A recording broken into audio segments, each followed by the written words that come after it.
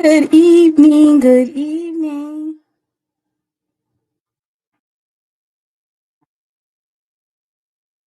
No. Hey, y'all.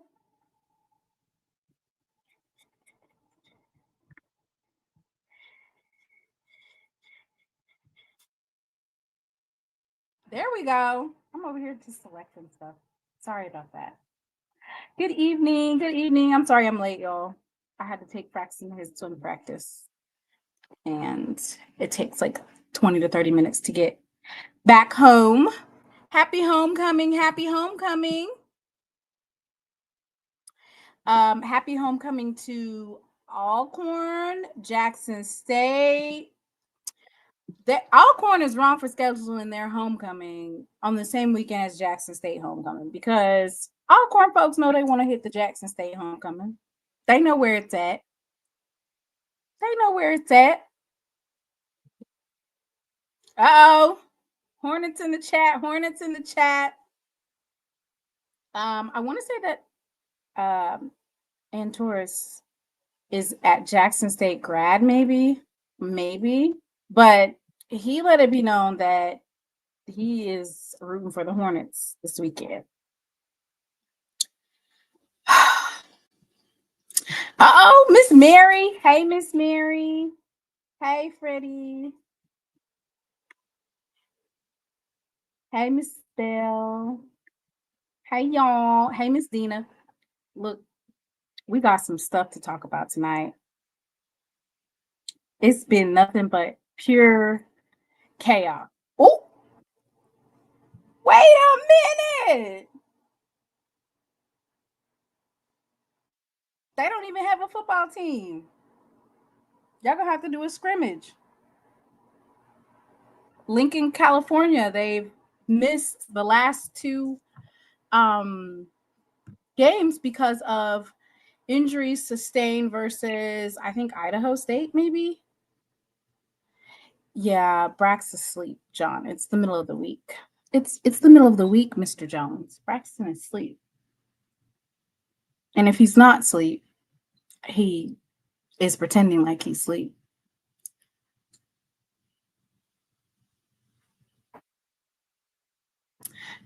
So we have a whole bunch of stuff on the docket.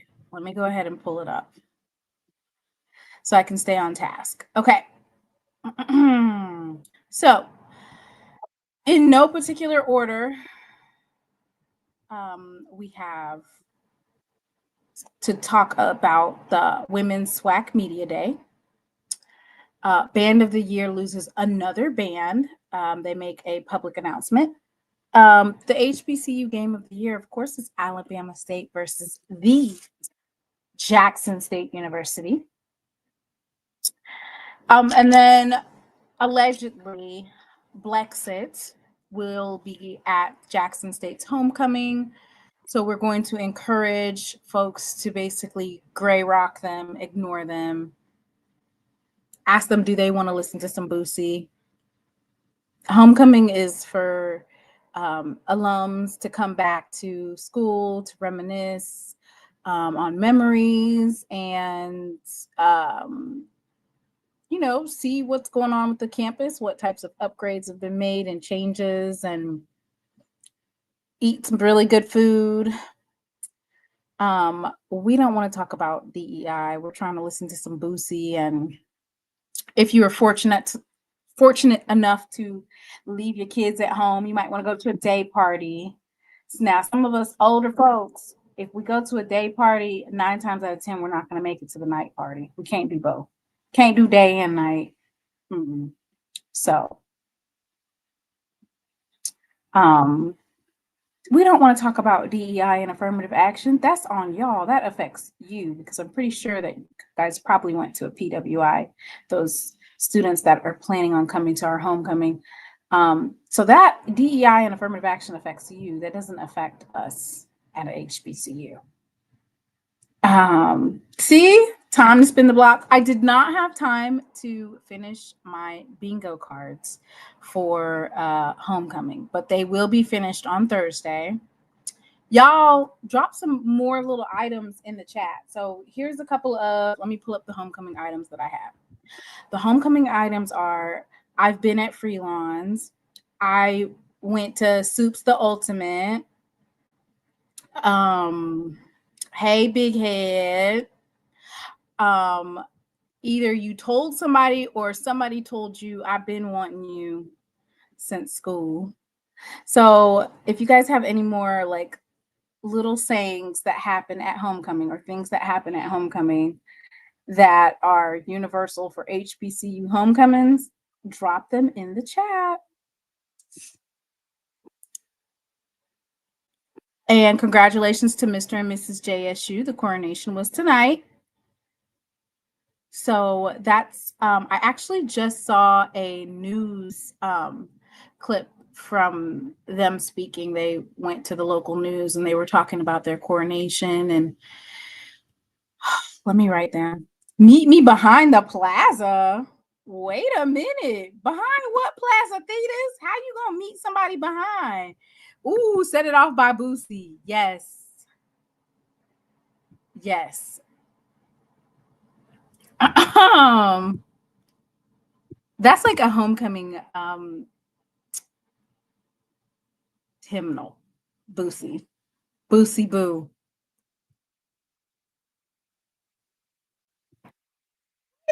Hey, no, we not doing no freak list. Freak list. Were you on it? Where are they now? No, no, we not doing no freak list. I don't think that's a bingo card one. uh, meet me at the roundabout. Ooh. I think I stayed in Alexander is probably one of them, or I've stayed in McAllister Whiteside is one of them. Blue Nightingale, you a little bit too much deep. I still have a freak list from '89. Yes. Do you remember the time? Listen, I was there when the first freak list came out. Lord have mercy. Meet me at band practice.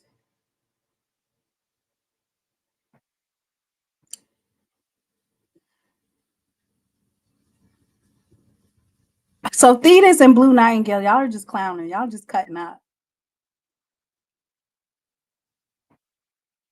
Alvin, I only went to upper level one time, and that was for the locals. Upper level is not for students, okay? Freelons on Friday. I like freelons on Friday where it's like a little chill. Oh, I got one. What is that drink that we used to drink? I Mad Dog 2020. So anyway, these are things that I'm going to be putting on the bingo card. It's going to be really fun.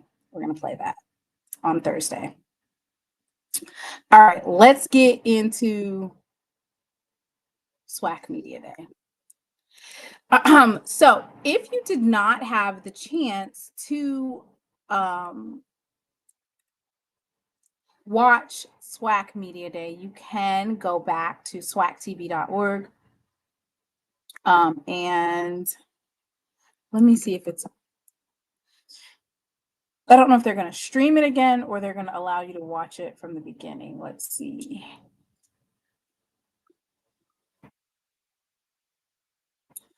So I think the SWAC Media Day, I want to say that they probably will do a rerun for that, just because right now I do not see the availability to rewatch it, like pay-per-view type. So they might restream it. Tomorrow at 10 a.m. Central Time, which is 11 a.m. Eastern Standard Time, is the SWAC Men's Basketball Media Day. But let me go ahead and pull up the SWAC selections for women's basketball preseason and the predicted order of finish. Walk Me Down, yes, or also known as a blue motorcycle. Blue motorcycle, Walk Me Down, yes.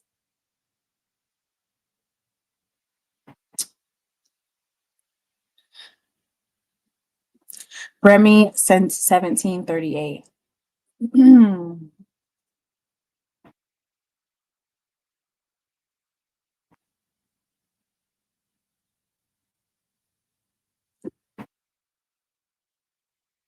right.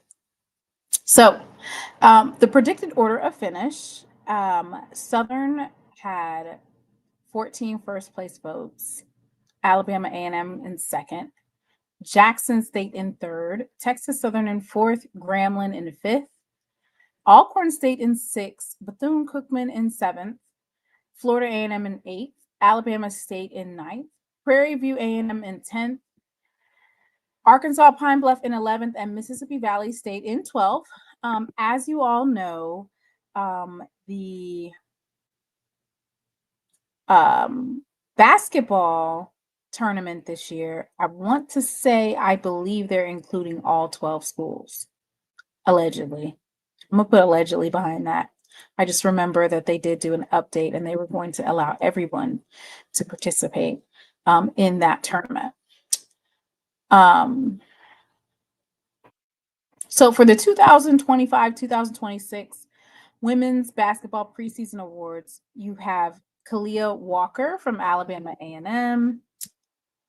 Let me see if I can pull up these young ladies. So you can put a name with a face.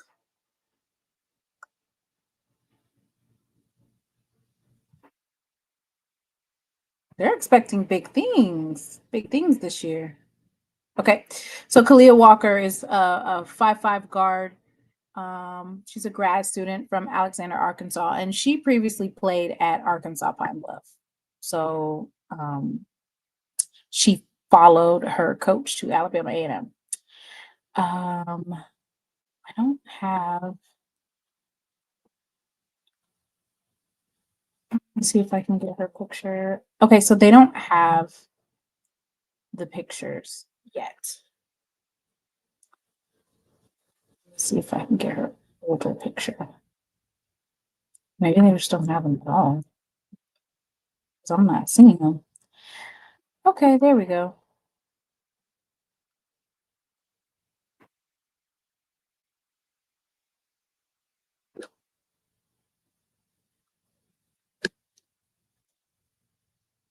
Y'all, their thing is doing something a little funky. Like normally, if you click on the name, it'll allow you to show their face. So I'm just gonna have to. You're just gonna have to look at all four of these. So Kalia Walker is the third young lady on the screen. Kayla. Oh, it's Kayla, not Kalia. It looks like it's Kalia. Or does Jay White not know what he's talking about? Jay White doesn't know what he's talking about a lot, so that's probably what it is. All right, next is Dorsey. I don't want to say Demoni. Dorsey from Bethune-Cookman. She is the SWAC preseason defensive player of the year. Okay, Bethune-Cookman. And so I'm going to go ahead and pull her up. She is a guard as well. She's a senior from her hometown is Baltimore, Maryland. She's 5'7" and she's from St. Francis Academy. And let's look at her stats from last year. She played in 31 games last year, averaged 922 minutes. Or I'm sorry, averaged 29.7 minutes, 78 field goals. Her field goal percentage is .366. 3-pointers, she had 17. Free throws, 48. She's her free throw percentage is 0.81%. 16 offensive rebounds, 99 defensive rebounds. She had a lot of personal fouls last year. 79 personal fouls. That's crazy. She had 55 steals, 5 blocks. Okay. So yeah. Next, all SWAC first team. We have from Jackson State, Massanutt. I know a lot of you guys remember Massanutt from last year. Well, she is back and she is on the all SWAC preseason first team. Let's see. She's 5'10" from Trenton, New Jersey. Her previous school was George Western. She's a graduate student.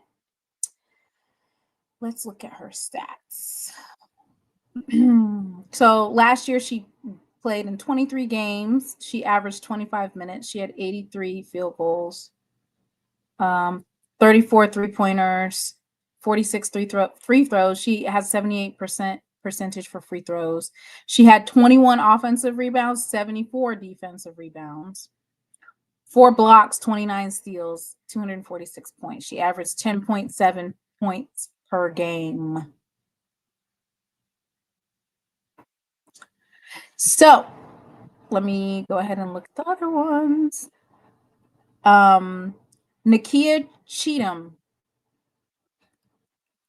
Nakia Cheatham. She's from Alcorn State. She originates from Clarksdale, Mississippi. Okay. She's a guard / forward. Her high school is I don't know why it says that. Her high school is not on there correctly because it says Coahoma Community College on there for her high school. But she went to Coahoma Community College. She's a 6-foot guard / forward. She's a senior. Let me go ahead and talk about last year. So it looks like she might have been out last year, or maybe they don't have the stats updated yet because I don't see any updated stats for her.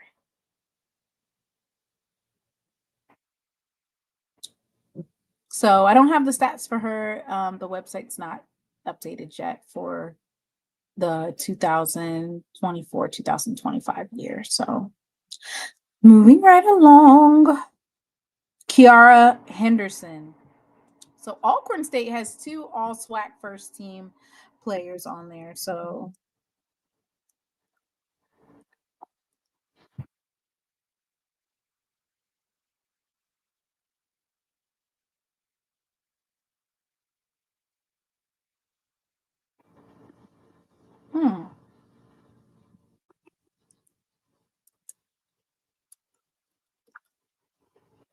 and y'all be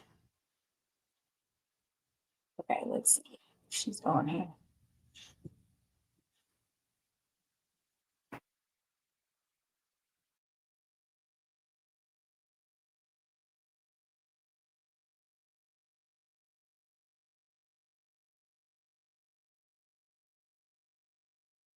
Because it's moving.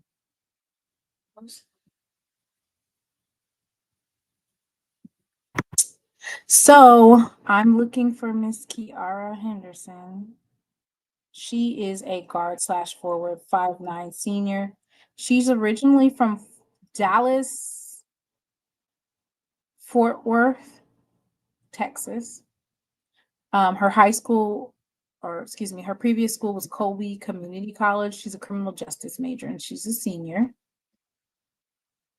And like I said, they don't have any updates for her. Key player on the reservation, stats not updated. Yeah, they're not updated. Okay, so we have 5 more young ladies that we're gonna go over. Caitlin Bryant from Alabama State. As you all know, Alabama State does have a brand new head coach at the helm, so it'll be interesting to see how they turn out this year. So Caitlin Bryant is 5'11". She's a senior. She's from Opelika, Alabama. She went to Opelika High School, and her previous school was Chipola Community College. And her stats for last year, she had 30 games played. She averaged 23.5 minutes per game. She had 90 field goals.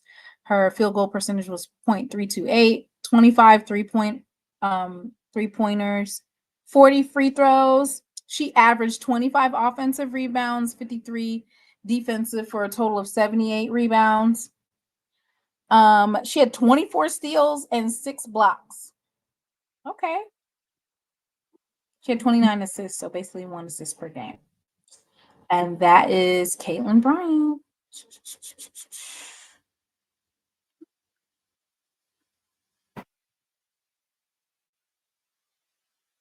So who's next? Go, go, go, go. Jalea Cotton. A lot of us remember Jalea from last year. So she is from Jackson State, and she is returning this year. Jalea Cotton is 5'6", a senior from Bardstown, Kentucky. She is a transfer from East Tennessee State.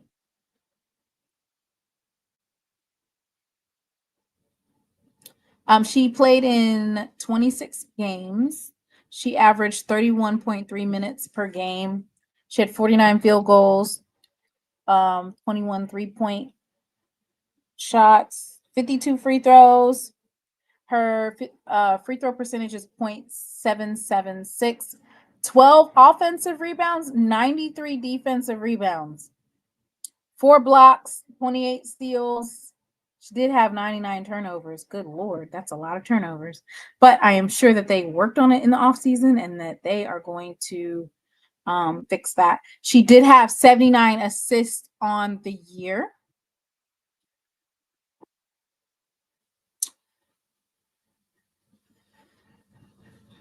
J5. Opelika, Alabama. Opelika. Bardstown, Kentucky. Now, y'all know how I am with these words now. Oh, Lord. I don't even want to try. Okay. Dosheen Prien.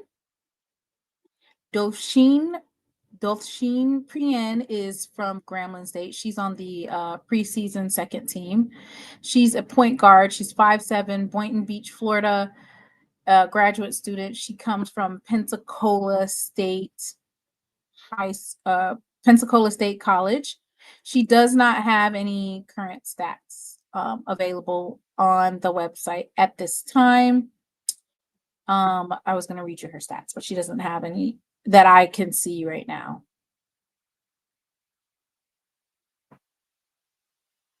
Yeah, I'm sure that the coach has worked with her on those turnovers, because that can definitely be a difference maker, is turning the ball over. And as I'm thinking about last year, I think one of the things that we definitely needed to have worked on was the turnovers. Despite the turnovers, Jackson State did a really good job.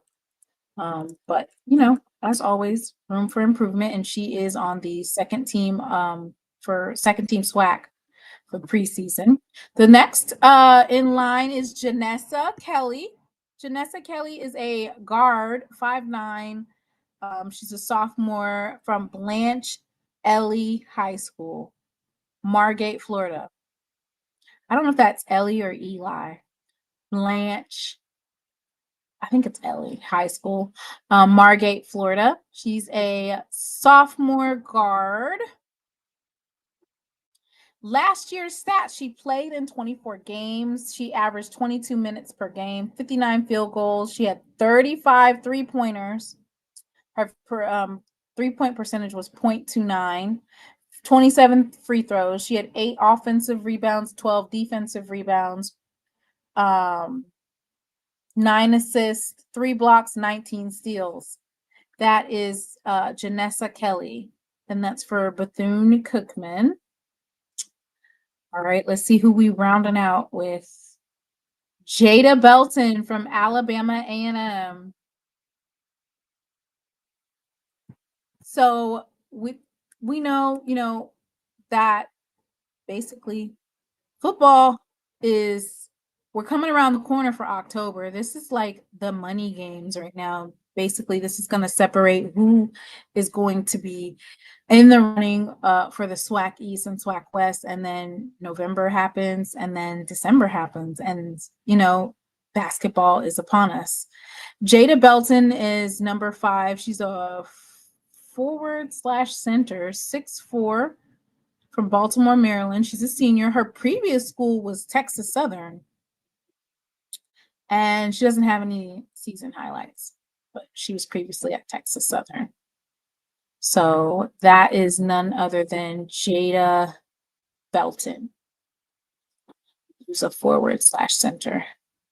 I was trying to show you guys her picture, but it's not updated on there yet, or maybe it's on I forgot. Theirs are a little bit different. So you have to go to the roster and then you can see.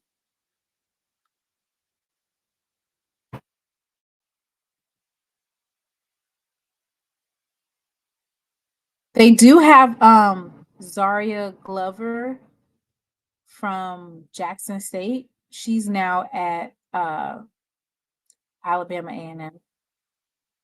That's interesting. Zaria Glover transferred to Alabama A&M from Jackson State.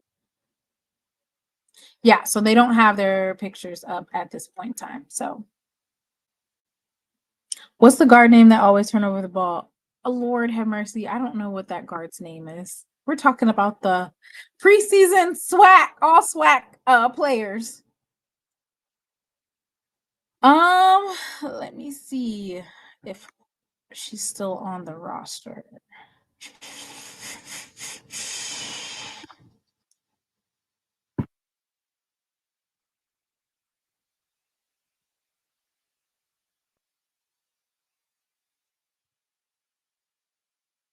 Yep, Shalimai Sanders. She's still on the roster. She's a redshirt senior. Baby girl been redshirted every year that she's been on the team, on any team.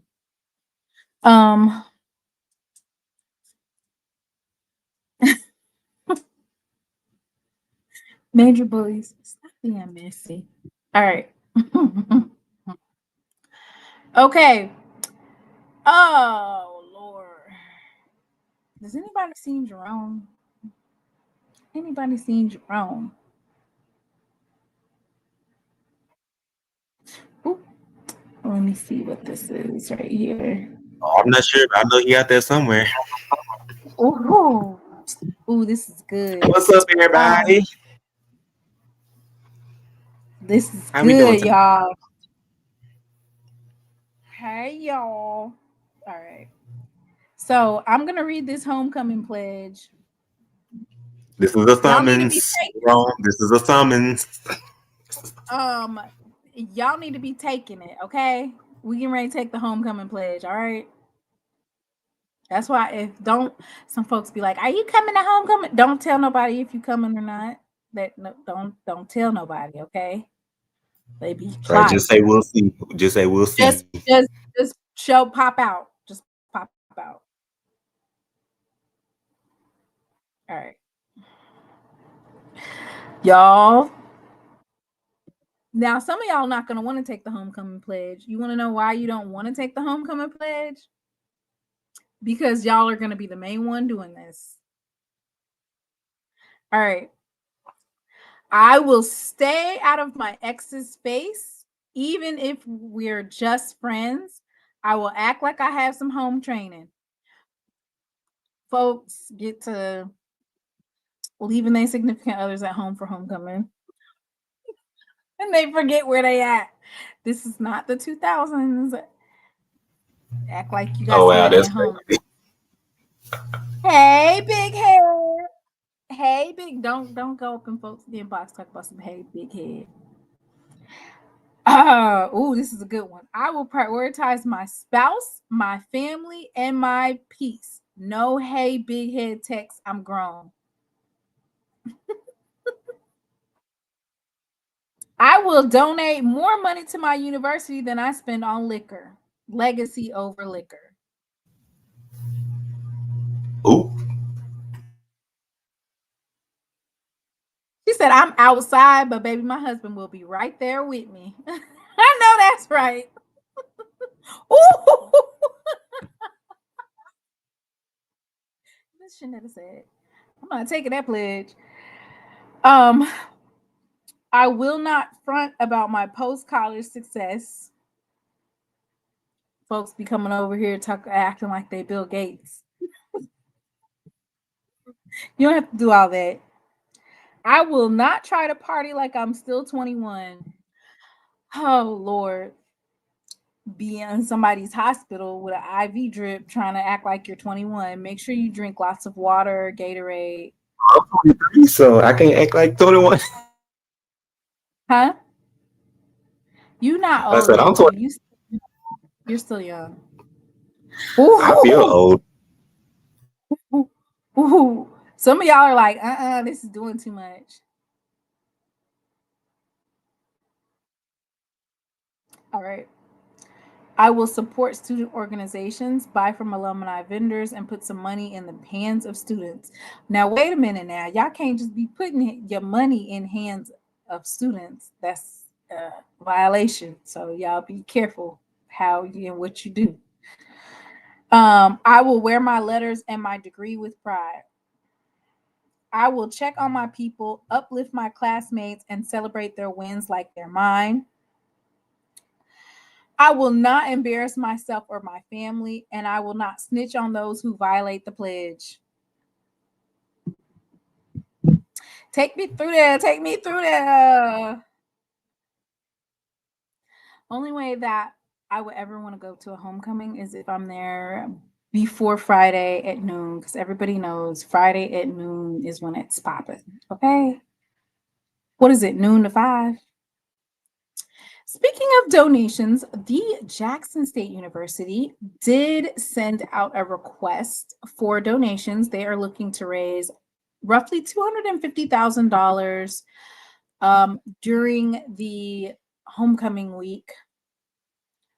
I don't think it said necessarily like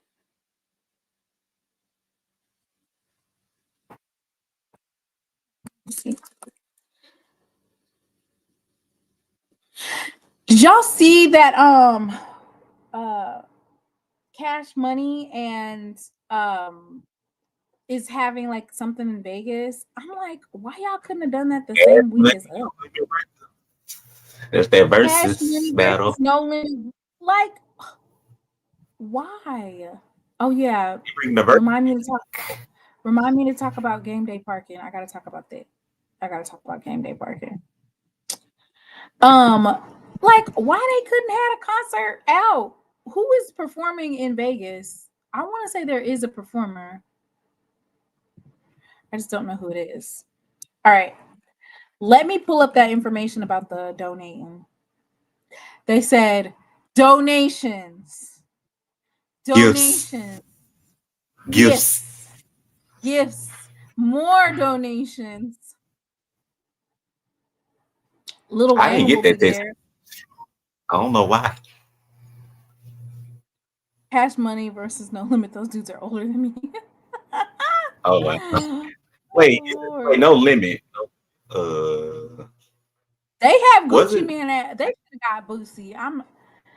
Boosie is like, well, maybe the younger generation don't know Boosie like we know Boosie. That is where I learned, like, that was me kind of being like introduced to the Dirty South music. Do you know what I'm saying? Like, do you know that song? Swerve Right, Swerve Left? Is that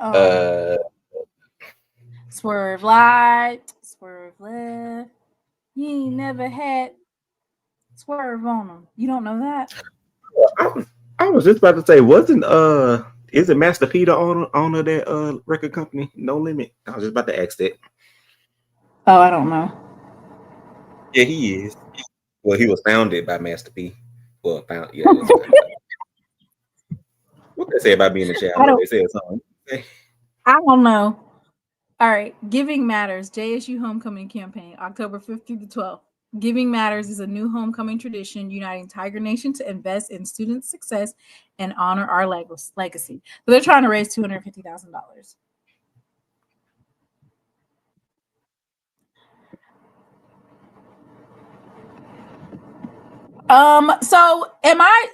Did I come at the wrong time at Jackson State? Because it was Boosie and Webby during my era. No? And I was singing all those words like I was really like that. I was not like that.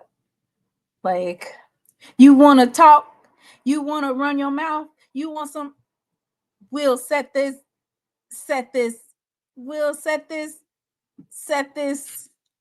They call me badass, and I'm a punisher. You ain't my equal, we ain't people. Jay, do you not know this?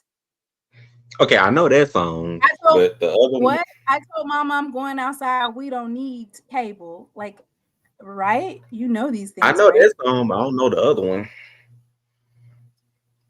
Nah, don't ask me. I'm not gonna know the lyrics, but I do know. I was singing all those words like I was really hard like that. I was thugging like that, all 105 pounds. Yes, definitely.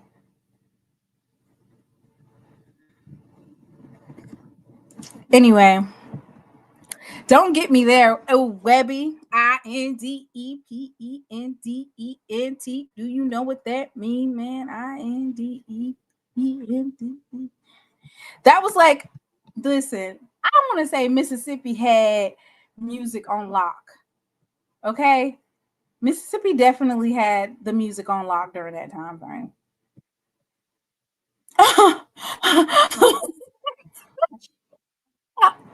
Girl, the way you move it got me in a trance. Girl, take it to the flow. I love the way you go. I like Roscoe Dash. You didn't like Roscoe? Soldier Boy? Yeah, Jay, you a little wet behind the ears. Miss Natasha Wright, you a little bit wet behind her. I ain't gonna lie, I have to step away for a little bit. I'm looking for my key. I can't find it. Now, I know a couple of those songs, but not all of them. Gucci was big too. I would have expected a lot of us to be at that Gucci, if you in local, to be at that Gucci Man concert.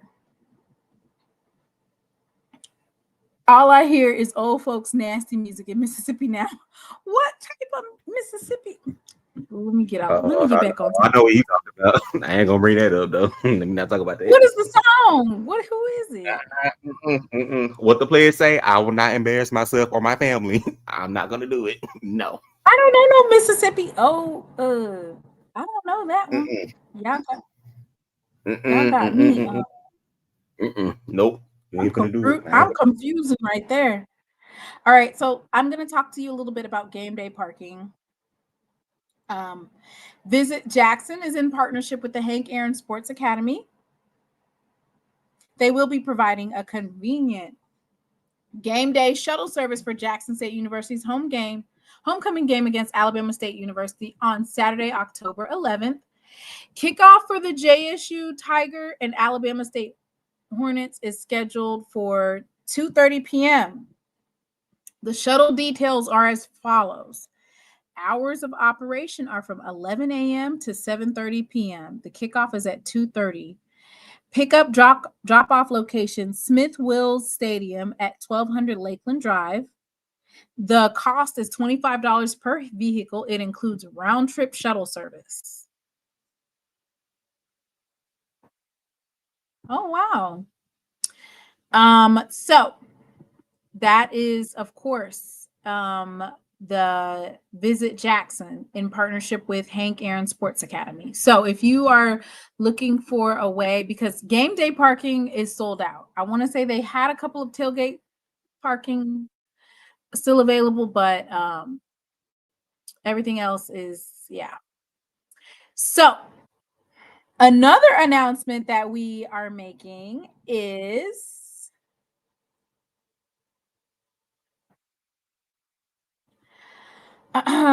this is worth noting, is Dr. Don Bishop McGlynn returns to JSU Faculty Senate. After being on administrative for a year, former Faculty Senate President Dr. Don Bishop McGlynn has returned to the Jackson State University Faculty Senate Executive Committee.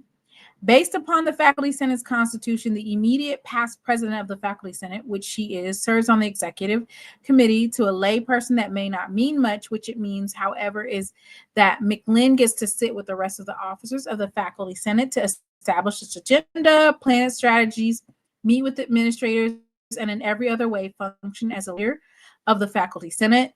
That kind of arrangement was built into the JSU Faculty Senate in order to benefit from the knowledge and experience and individual had gained as president. Because of the ordeal endured by Dr. McGlynn under the Marcus Thompson administration, in addition to the significant initiatives which she had led as president, including the efforts to expand shared governance, to protect free speech and academic freedom, to verbalize support for upholding certain accreditation standards, and to provide open assessment of academic administrators' performances, she has demonstrated the knowledge, experience, wisdom, and courage from which the JSU Faculty Senate can benefit. Dr. McGlynn was able to return to the Faculty Senate in time for JSU's opening convocation, wherein she was welcomed by the faculty and staff. This was possible because of what happened in settlement talks and in court during the past summer. So, as you know, Dr. McGlynn had a settlement versus Jackson State University, in which they basically reinstated her to her position at JSU. They paid the $48,000 plus attorney fees, and then the case was dismissed. So the case was bought by Dr. McGlynn because Dr. Thompson placed her on administrative leave last spring. She was paid her regular salary, but she lost $38,000 in grant money and $10,000 since she was not able to teach summer school. In addition to that, she was being threatened with the loss of employment for this academic year, to say nothing of the humiliation and mental anguish caused, as well as violation of her freedom of speech and tenure rights. Wow. So anyway, y'all didn't even know that was all that was going on. Okay? Dr. McGlynn is back like she never left. Okay? So, funny how that went down, huh? You see how that went down? But she's back. So, and he's gone. And she's back teaching too as well. The available tailgate parking is at the farmer's market. Is that why it said $150? I was like, wait a minute, who's paying $150? Let me pull that up. I want to say I bookmarked that information, and Quay posted it. I remember seeing her post it. The different areas. Y'all, please make sure that you park your cars, and we are not responsible for you paying $20 to somebody who just stood in front of a parking lot and said that they'll watch your car. Like, we're not responsible for that. And y'all, please make sure you buy your tickets off the appropriate website. We don't want y'all sitting outside the gate. We do not take third-party tickets. Okay, that's why you need to go to Impact Tickets to buy your Jackson State tickets. We don't take third-party tickets. All right. The Fondren parking garage is another option. It's located behind the Capri Theater on North State Street. It's $16 for up to 12 hours, $12 for up to 5 hours, $8 for up to 3 hours, $4 for up to 2 hours, and $2 and up to 30 minutes. Farmers market parking is between $152 and $270. So that must be the tailgate parking that Bishop's talking about, because what? $150? I was like, I know that's not to park a car. So yes. So I'm going to copy. Let me see if I can copy that. So there is plenty of parking available, y'all.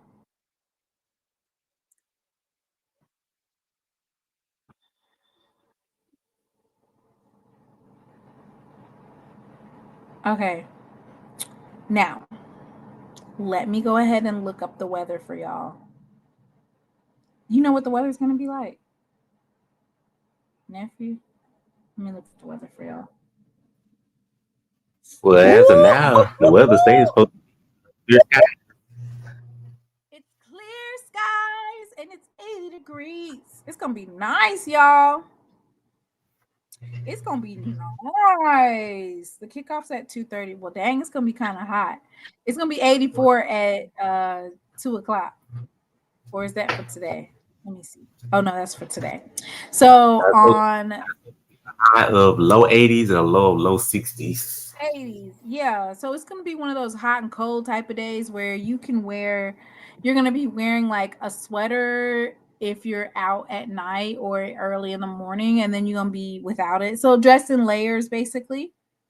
It's going to be so nice. Some of you guys are lucky because Monday is a holiday for a lot of people. I want to say it's Indigenous Peoples Day. Indigenous People Day. Huh? I said, oh, really? Indigenous? Yeah. Indigenous. I get to stay home from work. That's what it says on Monday. I don't know about you, but that's what it says. I'm indigenous. Right. Oh, Lord. Oh, God. No comment. All right. So that is information on parking. Y'all have y'all stuff ready, okay? If you need to, you can probably like get a ride with someone else too, if they're going to. I mean, as long as you like kind of know them. I mean, don't get no car with no stranger, but I'm pretty sure those Ubers are going to be expensive. All right. Let's see. I ain't seen Jerome. Should we talk about Band of the Year right now?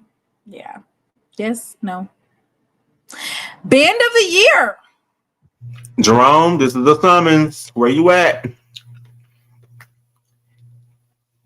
And Mr. Ford, you out there? Mr. Ford probably missed it because, you know, if I'm not on at like 9:30, he by 9 something, he'd be going to bed. All right. So let me read this press release to you all. I'm going to read it.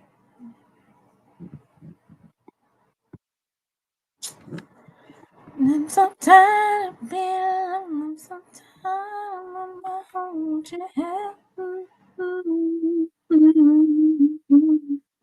we are roaring right along, y'all.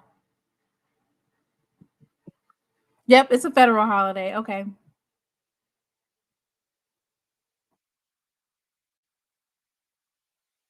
Ooh, Unc said it's Founders Week at Tougaloo. Dang, Jay, you be talking Mr. Ford up. There you go. All right. The Bethune-Cookman University marching Wildcats have joined the Jackson State University Sonic Boom of the South to let the world know that they will not be participating in the 2025 ESPN Band of the Year competition. This is the director of bands, Donovan Wells. I pray that all is well with each of you. I want to take this opportunity to share the position of the Marching Wildcats regarding the Band of the Year competition and ranking system. Ooh, y'all, is this being messy? Huh? Should I share this? I should definitely share this. Okay, I'm gonna keep reading. Y'all, this is a lot. This is a lot, y'all. As a director of bands, I have never been a supporter of this competition concept. I believe there are better, more meaningful ways to showcase and celebrate the HBCU marching band art form without placing us in direct competition against one another. Marching band is not a sport, it's an academic entity and serves as an ensemble credit for instrumental music education majors. Other organizations with similar events highlight our talents while fostering an atmosphere of mutual respect. These organizations include the band directors in the planning process while hosting conference calls to answer questions, exchange ideas, and address concerns. Bands must apply to participate, and if you choose not to, your program will not be included in any promotions or rankings. This level of professionalism is the standard we should expect and demand. Despite my repeated request to exclude the Marching Wildcats since the event's inception, my request has been ignored. Instead, it feels as though we're being forced into participation. I cannot, in good conscience and as an educator, accept this rule of thought for the young women and men I represent in this band program. Lord have mercy. Let me be extremely clear. I hold no ill will towards the band directors or bands who choose to participate or the event itself. Every program faces different circumstances, and I wish my colleagues nothing but success. I remain a fan of all HBCU bands because we share a unique and powerful art form that cannot be duplicated. We must also demand respect and protect our HBCU band culture. If we fail to do so, we risk losing ownership of what makes us who we are. These views are mine alone, grounded in my 42 years as a music educator and band director. They do not reflect the positions of any other HBCU band director. Thank you for your time, and may God bless you all in a mighty way. Musically yours, Donovan Wells, Director of Bands. Hey, Mr. Ford. Hey, y'all doing good? Mr. Ford. Yeah. Yes, you doing all right? I'm doing fine. How you doing on today? All right, listen, is Miss Whitley on here? Yes. Hey, Miss Whitley. Brandy. Hey, Miss Brandy. Okay, let me see. Hey, Dr. Kanisha on here? I'm not sure. Okay, hey, Dr. Kanisha. Go hire the band director at, what's that school called? Fort Valley. No. It's right outside of Birmingham. It's a private school. It's an old school too. They got a big time band though. What's it called? Tuskegee or Talladega. Isn't it Talladega? Dega's band directors at Valley now. Talladega's band director Valley? Yeah, he was there in 23. Oh, okay. I was wishing Howard could get him. Yeah, that's how Valley's numbers grew, Mr. Ford. Mr. Ford, nobody wants to go to Howard as a band director from the South, as in from Southern bands, unless they have the ability to expand. Yeah, that's what They we call need. they call it Valley Dega. Talladega yeah. is in Okay. you over there Yeah. trying to give away people's band director. He's not going to be happy with 87 pieces, Mr. Ford. He'll stay right where he's at. Valley got what, 250? What Valley marching? About 200 plus. Yeah, that's what I thought. So they march for the president. Yep, president Didn't of the it? United States. Yeah. Mm-hmm. All right. Hey, Miss Dana. Is that Miss Dana Bilbrew? Miss Dina. Miss Dina. Now, Miss Dina's repping what school? Jackson State University. Hey, so she's a blue Bengal tiger. Now, Yes, where's she is. Miss Bilbrew? Where's Miss Bilbrew from? Miss Dina, where are you from? Where you I know from? she's in North Carolina with me. Oh, Well, is she in Charlotte or is she in she lives- Greensboro, she's Durham? in North Carolina, but or at least she be at some of the North Carolina stuff. But Now, what were her years at Jackson? huh? Who was her president? Who was her president while she was at Jackson? Oh, she's getting ready to answer. Okay. Mr. Ford, Oh, she's in Charlotte. Yeah. Okay, now you in North Charlotte, South Charlotte. That What you know about Charlotte? last time I went to Charlotte, I told you what that area I was in. You was in Huntersville, Mr. Ford. I was in Huntersville. That's right. Okay. She was in So from you were 92 there to 92. 96. Okay, so you saw. Wait a minute. You saw Big Daddy was the coach while you were there, right? Big Daddy Carson. And so, who was your president? Was it the economist, the one that he left and went to Tennessee State? What was his name? Was it Hefner? Was Dr. Hefner your president?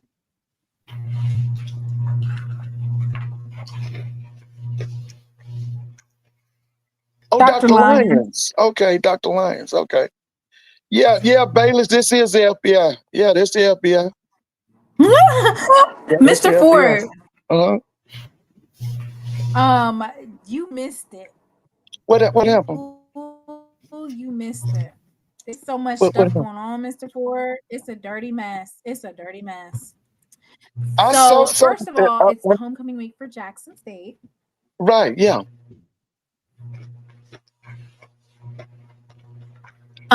So hey, Miss Natasha. Oakland State has homecoming too as well. Right, yeah. Uh-huh. And they might not have a homecoming game. Why? What's going on? Lincoln, the Lincoln football team that they scheduled, they had a lot of injuries to the point that they've been canceling. The Idaho State scheduled them and scored 90 points on them on September 20th.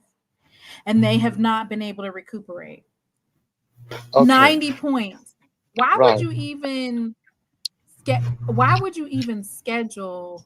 See, this is Lincoln, California's problem is that they scheduled some non-HBCUs, which they should have never done that. Okay. You should be the homecoming game for HBCUs and HBCUs only, because we might score 60 on you, but we're not going to try to like drill you into the ground. They literally like decimated them. Well, my question is, there are 11 other teams in the SWAC. You're going to tell me that Alcorn couldn't schedule one of them 11 other teams? They getting ready to go down and play Florida A&M for their homecoming. Okay, why do we even play Bishop Sycamore, and why do we play Lincoln, and why do we play that Virginia Lynchburg? They need to win at least one game, Mr. Ford. Okay, but listen, like I said, there are 11 other teams in the SWAC. They next time schedule one of them.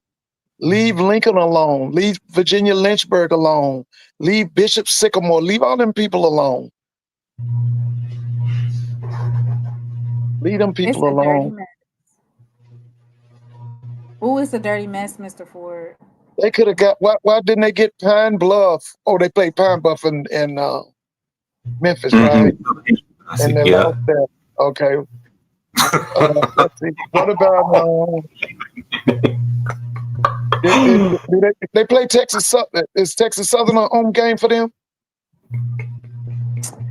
I don't know, but it's looking pretty bad, Mr. Ford. They might be scrimmaging against themselves. No, what you do is put their schedule up. Let's look at the schedule for a minute. Put that schedule up. Put Alcorn schedule up. Okay. Oh, Jesus. Okay. Put Alcorn schedule up. All right.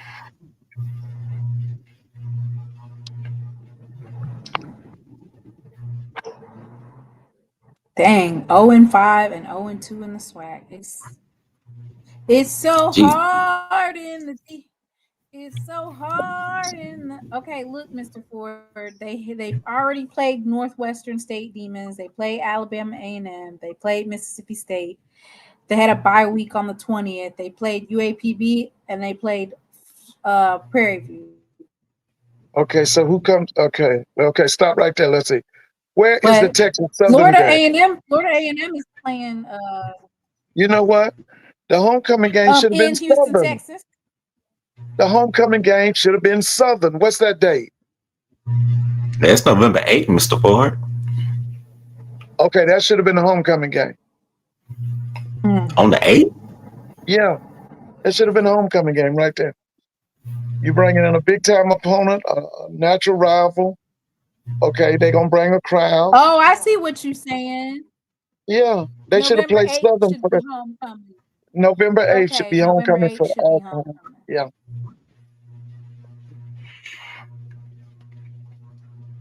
So I'm wondering, can they have just another bye week right there?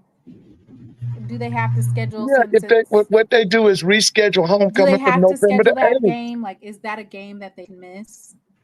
No, like you said, if they don't have the game this weekend, to change homecoming to the Southern game.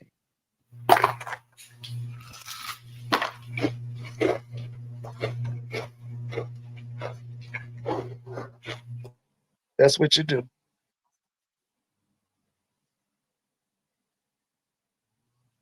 Well, I did get approved credentials for homecoming. Oh, you did? Mm-hmm. Okay, now when are you leaving? Mr. Ford, I'm supposed to be going to Vegas and Vegas only. Oh, okay. So you're not going out to Jackson? I didn't know that Alabama State versus Jackson State was going to be the biggest game of HBCU history for this year. I really didn't. I didn't know. I didn't know because we didn't know about. I told you early on that kid Andrew Body was on a mission, and he was being motivated by all of that ugly talk about him being hurt all the time, and he wasn't this, he wasn't that. Mr. Ford, So I knew once they listen. When I saw him put that whooping on Southern, I knew that was gonna have to be a clash in Jackson. Like when they put that whooping on Florida A&M, I knew if they listen. It's got to be the clash. It's got to come down to Jackson, to the vet, and it's gonna be a clash. Now I'm picking Jackson. I'm actually so glad that we're in Jackson. I'm so glad we're in Jackson. I'm so glad. Like, oh yeah. The fact that we're in Jackson for this game it's good. Well, I basically believe that there's a mismatch between Jackson's offensive line and Alabama State's defensive line. I think they're gonna manhandle them, and that's gonna be the difference in the game. Because you got to remember, you might have the best offensive line coach. You said Manny Ramirez. What's your offensive line coach name? Manny Ramirez. Manny Ramirez. Okay. Then you look at what he does with that offensive line. Your offensive line, very efficient, get the job done. I'm looking for them to really manhandle Alabama State's defensive line. With the size, strength, the fact that they play together, you know, they wedge block well. They're really good at what we call that zone blocking. I'm looking for them to really take up. If E-Rob doesn't make it to the SWAC champ, is he in the hot seat? No. No. Shoot, he's having a great season. Why would he be in the hot seat? No, Mr. Ford. Yes.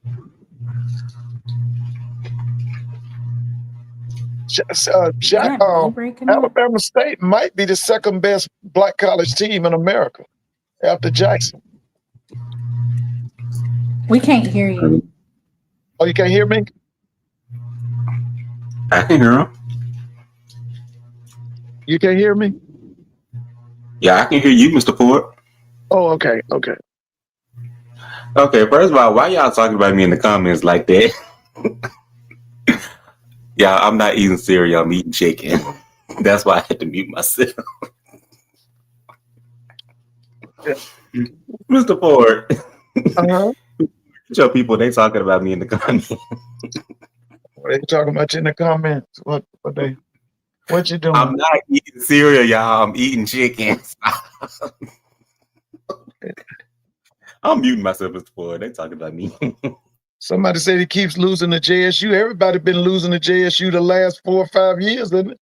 What has it been, 4 years? Has anybody beaten JSU in the last 4 years in the SWAC? I mean, know with this, they beat them. They beat them. I know Alcorn and Alabama State beat Jackson TC's first year. But hell, everybody been getting beat by Jackson. Exactly. That's why I said that, Mr. Ford. I said, why are y'all firing all these coaches and they not gonna win right now? No, my thing is bringing people that can compete against TC. They got to be competitive. Yeah, got to be competitive. You got to be able to stand up. What does competitive look like to you, Mr. Ford? What does competitive look like for you? That means you got to win. You're a perennial power. You know, year in and year out, you're competing for championships. You might not win it, but you're competing for it. I mean, to be honest with you, with the year that Alabama State having, even if they lose to Jackson, I still think Eddie Robinson should be up for Coach of the Year. Because this program has come up and it's being led by this Andrew Bott. And then the other thing is, you got to think down the road what they're gonna look like next year with Andrew Bott.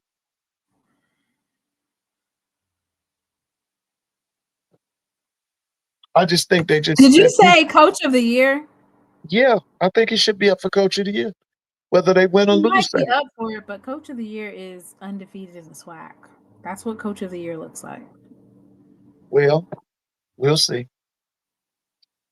We'll see. You see how they gave Coach of the Year and Offensive Player of the Year? Some of those awards went to like other programs, which I can understand that. It's about the year. Yeah. But going undefeated in the SWAC is not easy at all.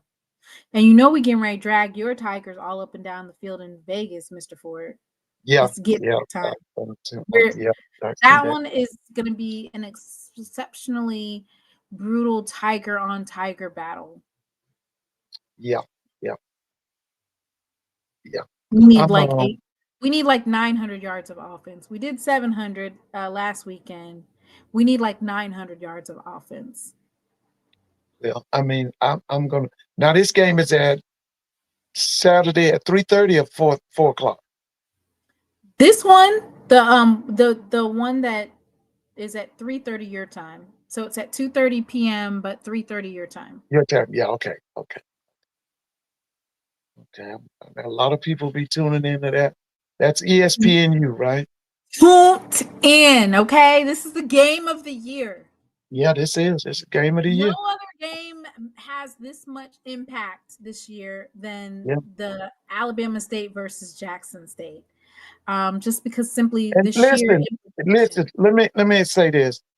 I hope and pray that Jackson State has security in place, because I'm sick and tired of all this shooting at our homecomings. So I hope they got the security in place. I hope everything is airtight. Security outside the stadium, security within the stadium, security in the stands, whatever. Because we don't need no problems. Because this is the biggest game in the HBCU realm. So we need all security taken care of. Right. Okay. So when I was looking at the South Carolina State event, just knowing the sheer number of students, that I think they have less than 2,500 students at South Carolina State. Right. And I went back and looked at some of those TikToks of these people who were retelling the incident. They did not. They did not go to South Carolina State. I saw like at least 5 videos and they were retelling the story. And those folks were not students at South Carolina State. Oh yeah. So I believe that. this was a situation where a lot of people that are not students were going to their homecoming. Oh yeah.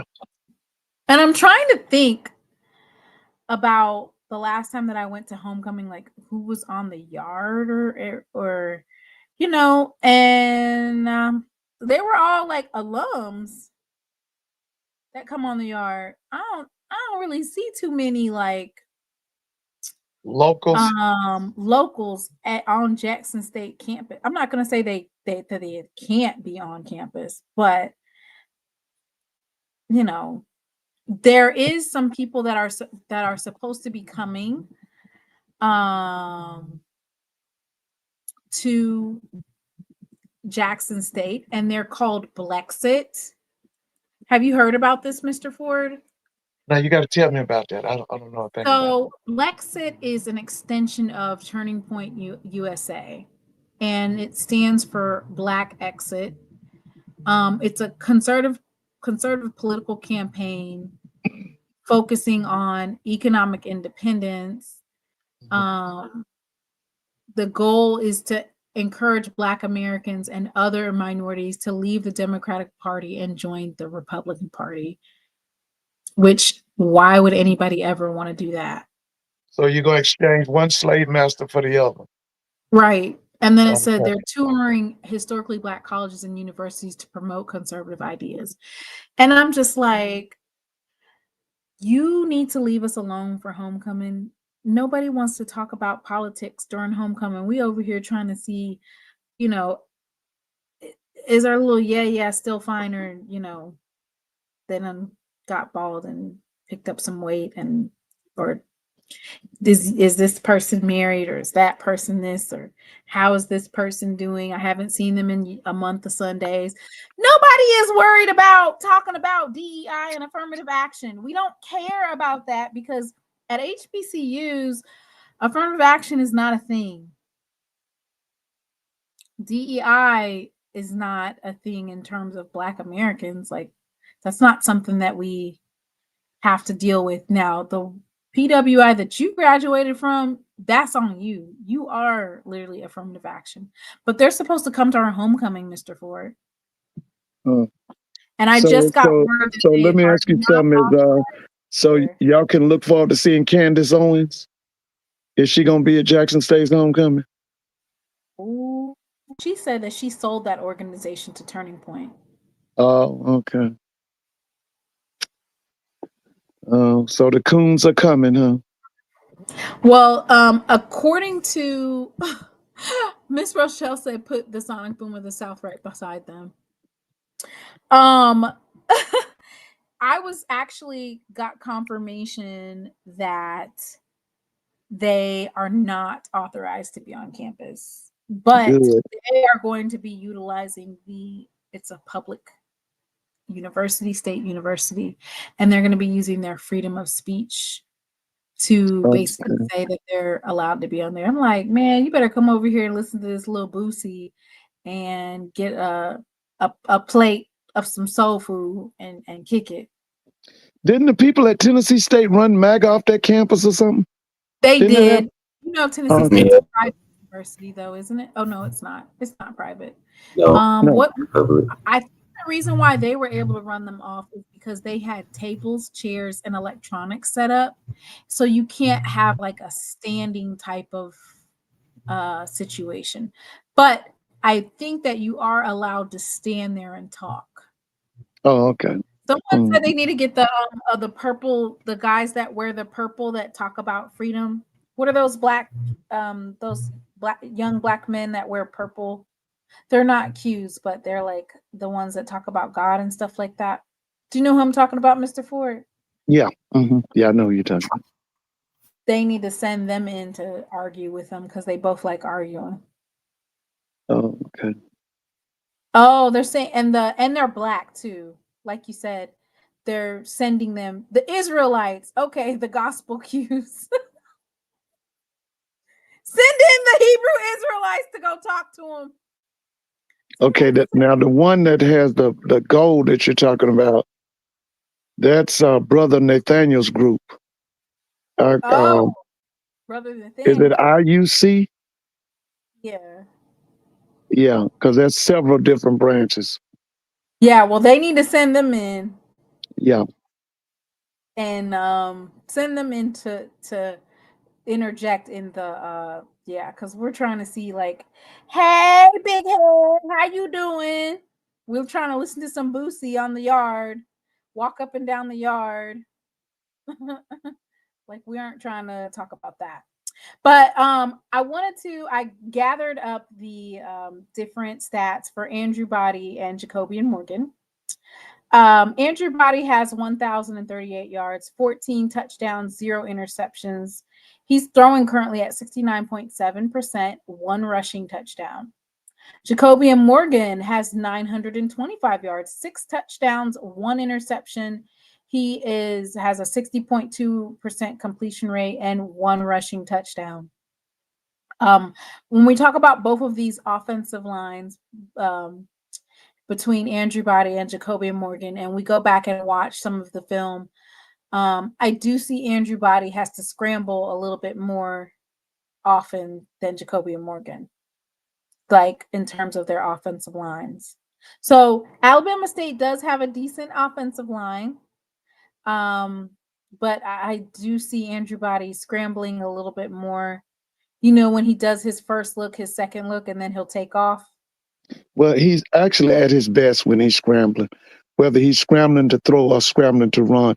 He's one of those quarterbacks, when the play breaks down, he can make it a plus situation. He reminds me of, there was a guy at Georgia Tech some years ago, Joe Hamilton. Joe Hamilton played for Georgia Tech. He was a South Carolina native. He was one of those guys. He could, when the play breaks down, he could still make a plus play. That's what Andrew Body is. To me, that's when he's at his best. When the play gets chaotic and breaks down, that's when he's at his best. When he goes into the improvising, he's at his best. And so that's where I look at our linebackers and I say, "Ooh, Lord have mercy." Like, you don't want to see, I'm just going to pull a couple of linebackers out and it's like, "Ooh, you do not want to see that person. Ooh, you definitely don't want to see that person." And you know, that's where I look at it and I'm just like, well, you know what? They might place a spy on Andrew Body. And luckily for us, we have a couple of people that get the job done. They have the experience, they have the speed, right? To basically, so I'm just gonna just call out a couple of names of linebackers that we have available. And I have to find Chase Ward. I think he might be under tight ends for right now. All right, so Ashton Taylor, he was 30 last year. I want to say he's 3. That's the transfer from Tennessee Tech, from Hoover, Alabama. Is he injured? I don't know the update on whether or not he's injured or not, or if he's going to play in this game, but that's one of the linebackers. Reed Pulliam, of course, 6'3", 229-pound senior. We all know him from last year, number 7.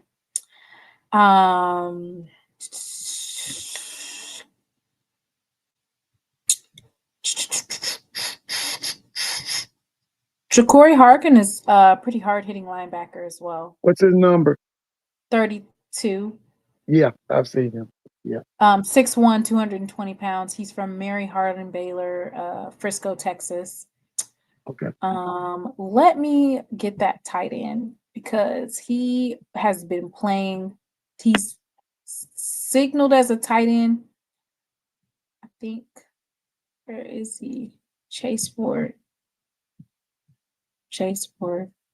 Let me see.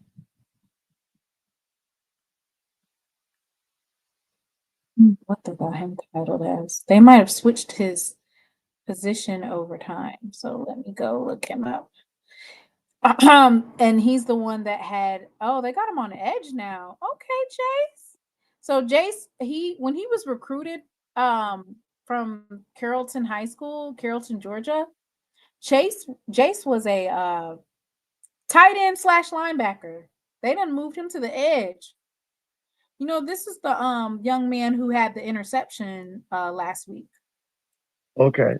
6'3", 220 pounds. They got him on the edge now. They got him playing edge. He comes from a powerhouse football high school program. You said he's from Carrollton? Yeah. Mm-hmm. He played with that kid that Prime took out to Colorado, Juju.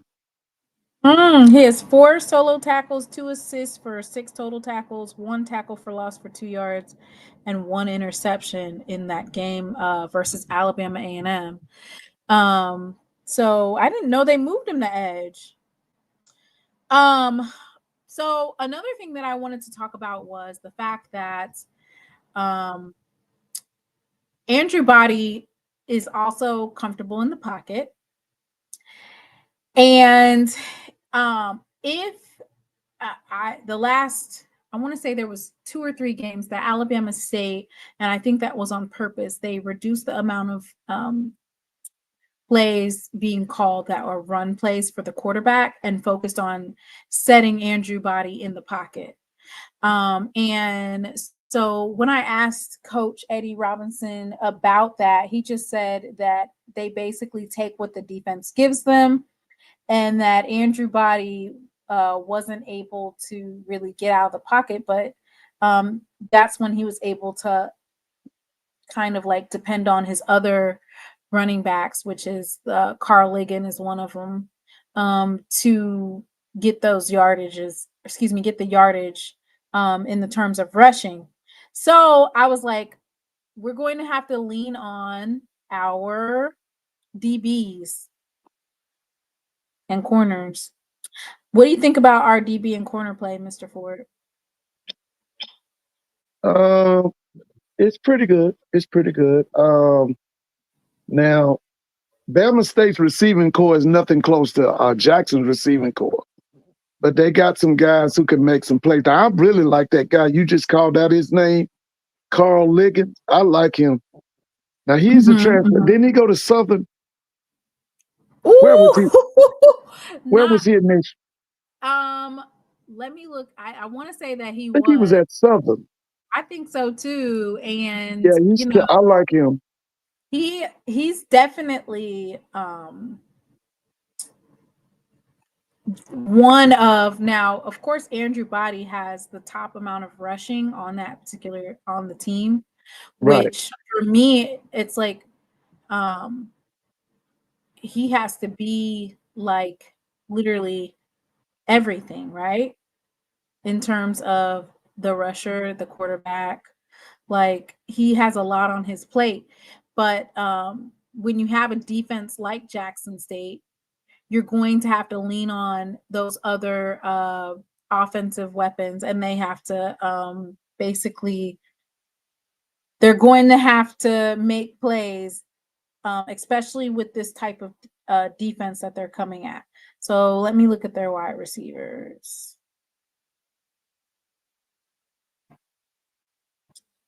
And their running backs. Running back wise, it's Carl Ligon and Holtzclaw, right? Yeah, both of them are tough. Holtzclaw. Yeah. Mm-hmm. And then they have the kid. Holtzclaw was a workhorse against Florida A&M. He was the bell cow. Well, I mean, when you stop in the middle like that, it's easy to get through. You could just run right through, right? Yeah, but I think he's done that the whole season.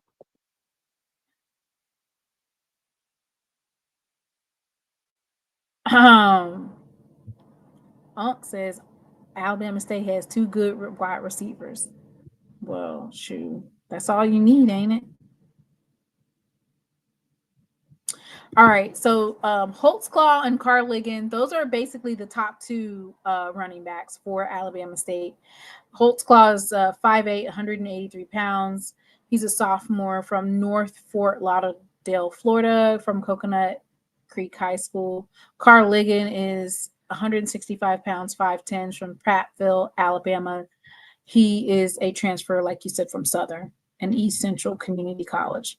And then wide receiver wise, we've got, I'm trying to see which wide receiver.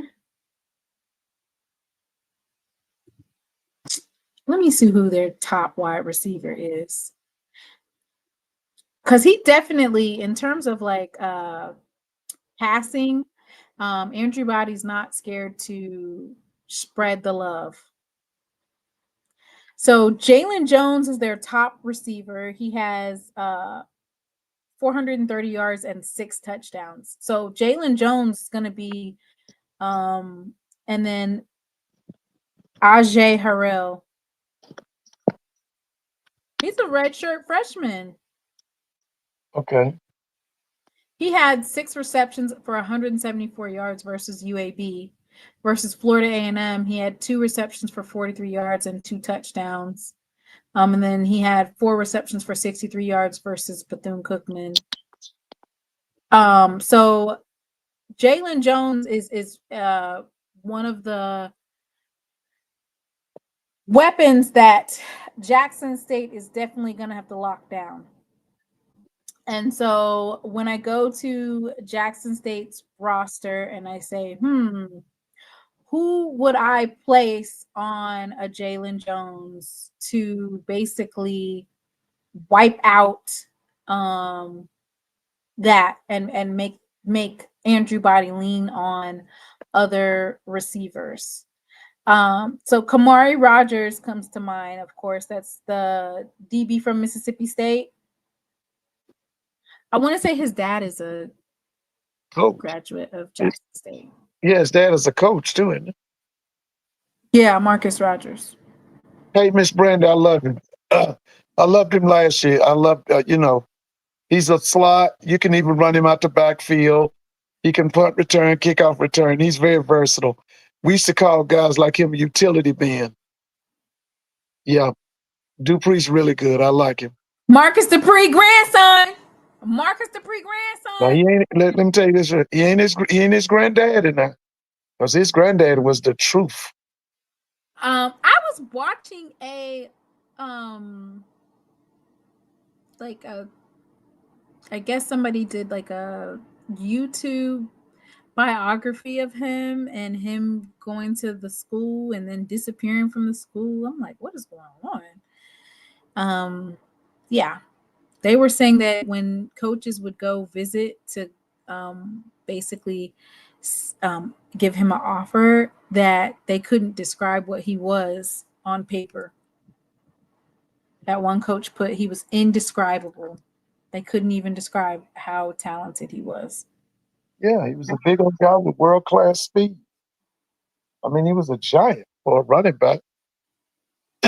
He came through when running backs were 5'8", 5'7", 5'10".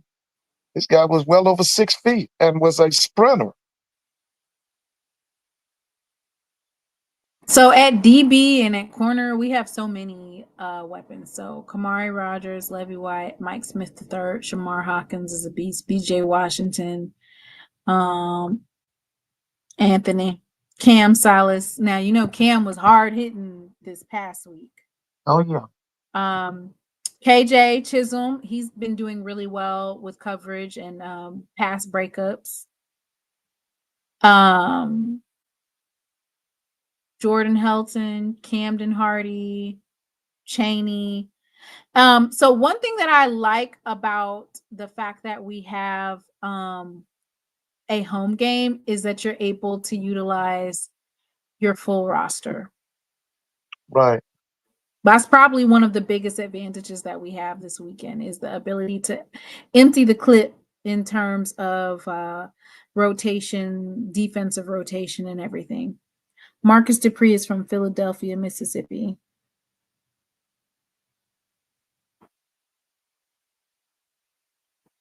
All right. So defensively, I think that the pressure and the matchup and the determination of this game in terms of scoring, they're going to definitely be weighing heavily on DB play and safeties to basically make sure that they're locking down these receivers. I think the front seven's got it, right, Mr. Ford?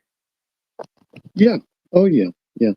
But I think that What do you think they're gonna do? You think they're gonna do 3-3-5? Or are you gonna think they're gonna do the 4-man front? you're talking about Alabama State, or who you talking about? Jackson State. Sometimes they do that 3-3-5 went out the 3-3-5, door with that Bradley guy. What? Remember y'all had that coach named Clifton Bradley or something? What was his name? Yeah, but the 3-3-5. When I talked to TC, he was saying that it's more like a disguise for 3-4, right? Because Jackson State blitzes a lot of times. So sometimes when they set up like that, they're not actually doing a 3-3-5. They're concealing. Do you see what I'm saying? They're concealing it. Yeah. They're kind of concealing what they're going to do because they plan on blitzing and they'll send like a Ashton Taylor up the middle, even though they have the 3-man front. I saw it at one game and I did not like it, and I'm glad they readjusted. I think they did a 3-man front versus USM. I was like, what is this? They got rid of it though. But I definitely think in terms of our defensive line, you have Jeremiah Williams, Quincy Ivory, Jalen Ware, Tamon Wells, Kajan Barbie, Demanye Lacey, Braylon Brown. We're our defensive line, Stanley Cooks. It's so deep, like our defensive line. So I'm excited to see. And it's interesting because they don't have Quincy Ivory listed as an edge rusher, but he does come around that corner. They did it for SU. Oh, okay. You need a defensive tackle nose that commands a double team for it to work. It was good when we had Dion and Pope, but he was a beast. Yeah. So we've been running a 3-man front all season with blitz from either edge or linebacker. That's what I was saying, Freddie. They'll do the 3-man front and then they'll like send somebody up, so it's kind of disguised as a 3-man, but it's really like 4 in the box, 5 or 4 or 5. Got them 2 coming out. Ivory drops back in coverage sometimes. Okay. So that's when you don't know. You don't know. You might think that Ivory is going to come up and blitz you, and then he ends up dropping back. One thing that I do know sometimes it happens is being over pursuing. Sometimes we have that over pursuit of the quarterback, and it leaves in that intermediate area. But since we have those linebackers like Reed Pulliam and a couple of others, I'm sure they're going to place a spy. All right. I want to look at our wide receivers. Did you get a chance to watch our game with some Shamar Savage? Yeah, I saw it on TikTok. The catch he made. Yeah. Oh yeah, that was a big time. What you doing on TikTok? They got highlights on there. Hold up, Mr. Boy, you got TikTok? No, I don't have Mr. Ford TikTok, be on TikTok. He be on Twitter. He does it all. Don't let it. I saw that catch that Savage made. I saw it on TikTok. The one when he went above, he elevated above the receiver, made the catch, right? Yeah. Yeah, that was a big time catch. I ain't gonna lie, Mr. Boy. Hey, look, I'm not gonna lie. When I saw that catch, that kind of reminded me of the Celebration Bowl. I'm not even gonna hold you. Yeah. Now is the other big wide receiver Fortillian's out. So he's out for how long? Out for this game, allegedly. Oh, okay. All right. But I was like, dang, we need one of those. Like, we need that. And so it was great to see Shamar Savage. Yeah. And it was Yeah, he great. needed to show the people what he's all about. Yeah, I was like, you know, he's 6'3", 6'4". Like, we need you. We need that those matchups, those mismatch where if you're gonna put the ball up, regardless of if you're covered or not, we know that you can get your hands up there and bring it down. Chris says that Fertillion may be back allegedly for Grambling game. Okay. So yeah, so Shamar Savage, from Lompoc, California. Of course, he is the transfer from Prairie View, 6'3", 216 pounds. He definitely put on a show last week. Then we got Janalian Dupree, affectionately known as Marcus Dupree grandson. Right. 5'8", 162 pounds. He's a senior from Philadelphia, Mississippi Gulf Coast Community College. So Janalian Dupree, I think Janalian Dupree and Nate Rembert, they both bring to the table their agility, their speed, and the ability to separate. So both of them are 5'8". So we're going to be looking for Janalian Dupree and Nate Rembert. They both remind me of a Warren Newman. Do you remember Warren? I don't know if you remember Warren Newman. Yeah, I remember Warren Newman. He played for Tony Hughes. Mm-hmm. We got Taquan Henderson as well.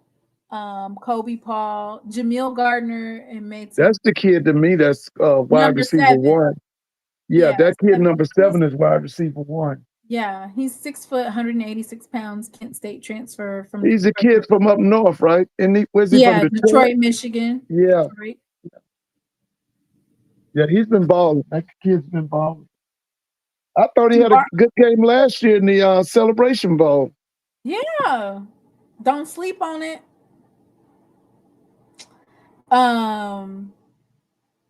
Jabari Jones, Eric Simmons. We've been actually seeing a lot of Eric Simmons in special teams, and he's been really clutch. Yeah, that's a kid 17, right? Yes. Yeah, I remember.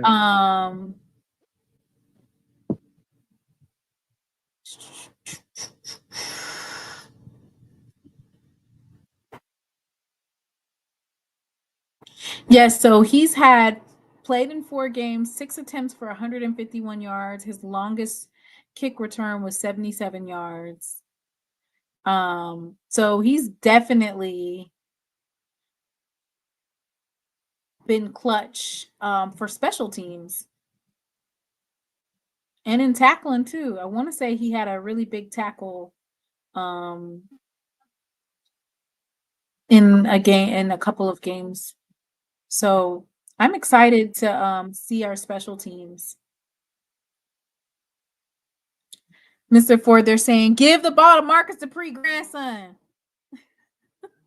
Yeah, you got to target him because he can do something. That thing I really like about him is when he blows the top of that defense off going deep out of that slot. When he comes over on that slot and he does that little, what we call the double move, he takes the 3 to 4 steps and then he turns it up. He does the, I think TC calls it a slug and go.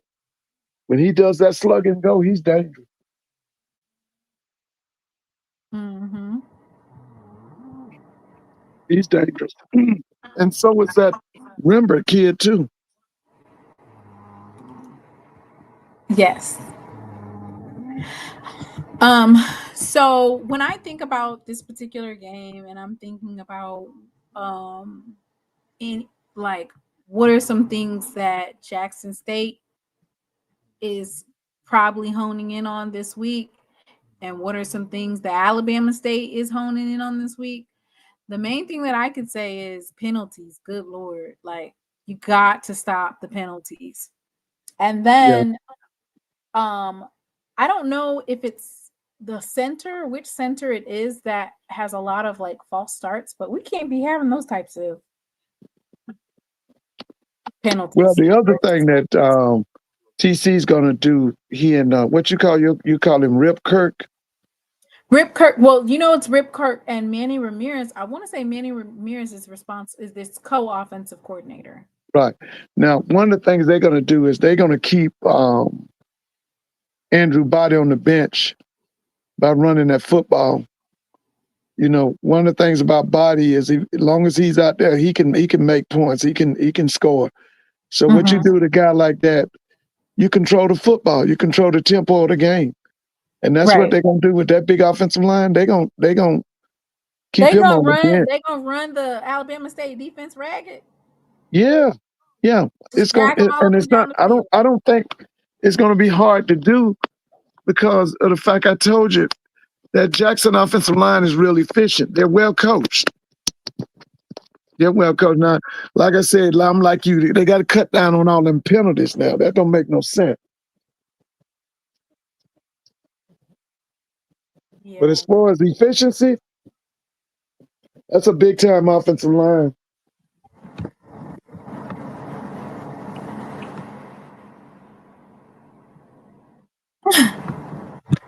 And that's the thing. This is what's one thing that's so great about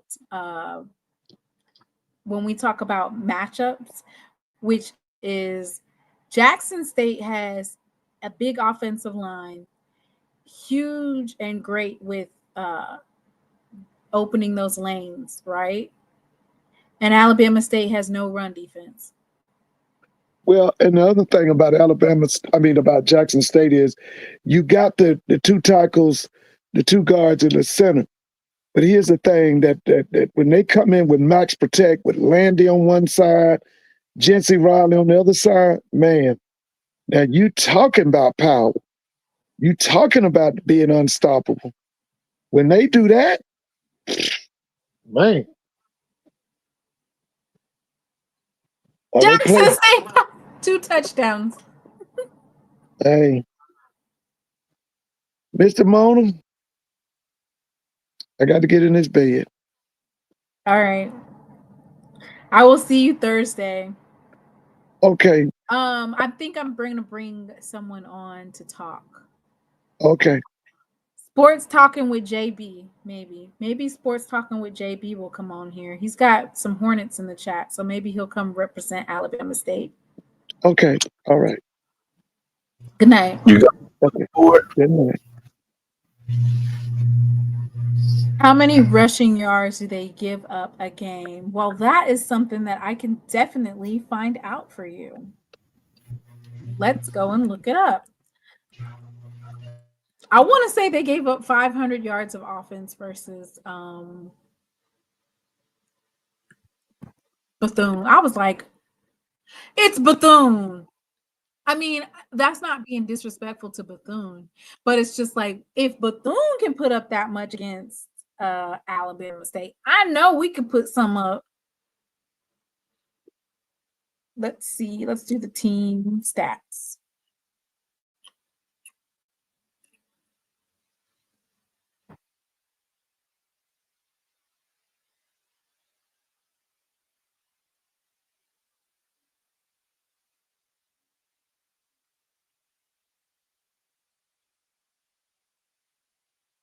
And that's the thing. They do have a formidable, like a lot of people are pointing out that they're a young team. That's fine. All right. So, rushing. So, Alabama State basically allows roughly 181 rushing yards per game. And their opposition averages 213 passing yards per game. Now let's look at 2024 and see if it's a huge difference. I want to see.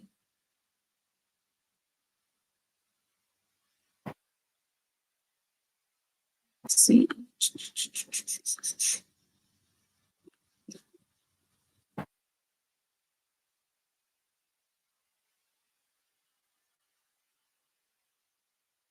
See, last year their opponents averaged only 100 yards rushing and 159 yards passing. So they averaged only 265 total offense per game versus this year where it's a new season. So their defense is not as that's not to say that they don't have a defense though. Let me make that clear. So it's from 265, it's basically up to 395 per game from 265. So not the same defense by far, right? And folks say that a lot, like a lot of the yards from BCU came in garbage time. A lot of people say that, but when Jackson State plays, for the most part, we try to play all 4 quarters. The defensive coordinator takes pride in not allowing folks to score in the second half. So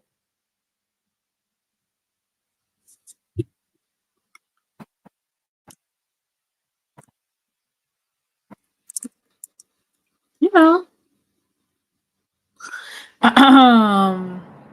that's important.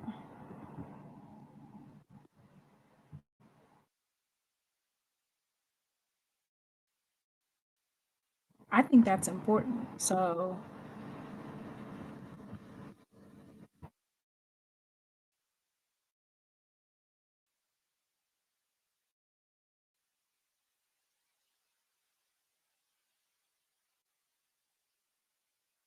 Jackson State is ranked 10th on scoring defense.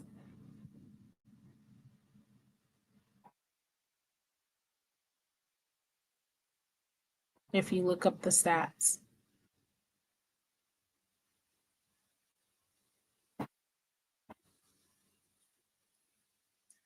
All right. Let me see. Sports talk, talking with JB. Send me your information or drop it in the chat, like your Instagram or your Twitter or something, so I can contact you about Thursday. I think we exceed our rushing yard average on Saturday. I don't think this game will be close at all, not with that defense Alabama State has. I was getting ready to say, folks keep on saying that that I don't know. They definitely allowed a lot more than usual. And that's the thing. It's gonna be, when we think about last year's game, it was a defensive slugfest. Neither one of the teams could get anything going offensively. But to that point, Alabama State did not have a quarterback. This year, Alabama State has a quarterback, and he's been playing like it's his last. And so I think when I look at Alabama State's schedule in total and what Andrew Body has been able to do, like his first game, oh my God, that was so ridiculous against that FBS team. That was an amazing performance, right? And it's like, whoa, which Andrew Body is this? And so now everybody's like, oh, this has been the Andrew Body. I was like, I've never seen Andrew Body like that. Mind you, Jackson State has played Andrew Body. We've played him at least twice, right? And he's not been able to do anything. And that's the thing. Jackson State should be able to make sure that Andrew Body doesn't run out of that pocket. And I think that for the coaches, one of the main things is to make sure that your quarterback stays upright. So I don't think that the offensive coordinator is going to risk their quarterback, right? And put him out there to do that many run plays, because you know that they have some hard-hitting linebackers, defensive backs, edge rushers. I feel like that's going to be one of those situations where Andrew Body's going to have to do the pocket passing. Sit in the pocket and pass, which right now he's roughly at, I want to say 69%.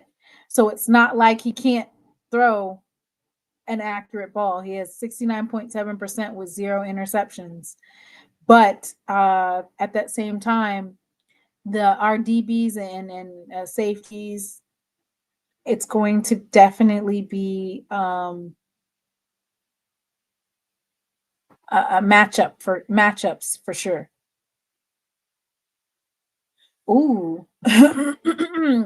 Somebody just pointed out Coach Ramirez probably has insight on body. So then I would venture to say that and you guys can correct me if I'm wrong, but we've heard about how good Andrew Body is as a quarterback, right? But this is the first year where we're seeing it in its fruition. Like they've told us about his high school stats and everything. But as far as seeing Andrew Body at 100%, this is the first year that you're really getting to see him in totality. Against UAB, he scored 4 touchdowns, 312 yards. And then he had 119 yards for 1 touchdown. Versus Southern, 198 yards, 2 touchdowns. Versus Miles, 251 yards for 4 touchdowns. Florida A&M, of course, 2 touchdowns, and then Bethune-Cookman 2 touchdowns. So when I'm looking at Jacoby and Morgan, I'm expecting for him to have another 250 to 300 yards passing. I'm not expecting Jacobian to have to rush that much. I mean, unless it's like one of those red zone rushing touchdowns, right? Our running back room is so deep that there is no reason for Jacobian. I mean, if he wants to, he can. But like I said, our running back room is seamless. How many more years does Body have? So I want to say he has 1 more year. Because he had an injury and he has his COVID year. Is Alabama A&M's quarterback better than Body? No. You're talking about Quad Brown? I don't think so. He's good. And then you have to understand that Quad Brown, when he played us, he played well, but he was favoring his ankle prior to the game, right?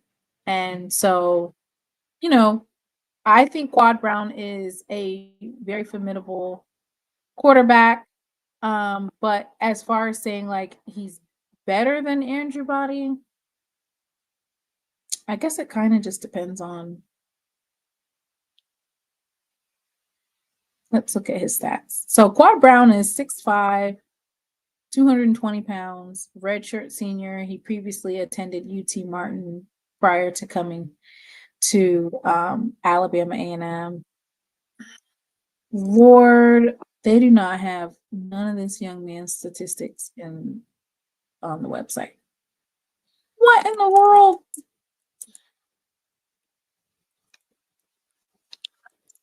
They don't have any of his statistics loaded in. Let's see if they have it on ESPN. Okay, so he's decent. He has 1,060 yards, 7 touchdowns, and 1 interception. He is currently at 64.8 completion percentage. His first interception was the one from last week with, I want to say Chase Ward was the one that intercepted that ball.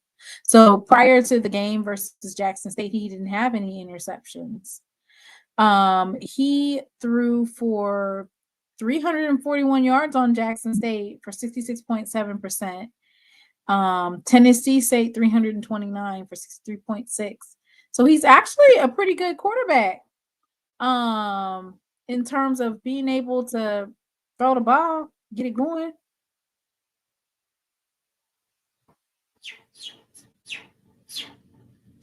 I don't see Body throwing for more yards on us than him. Oh, basically you're saying that he's not going to throw 300 plus yards. That's a lot of yards to throw.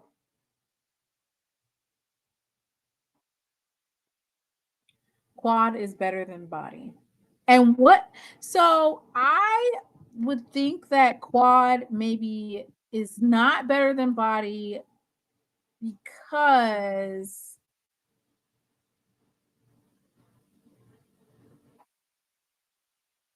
I'm not gonna say better.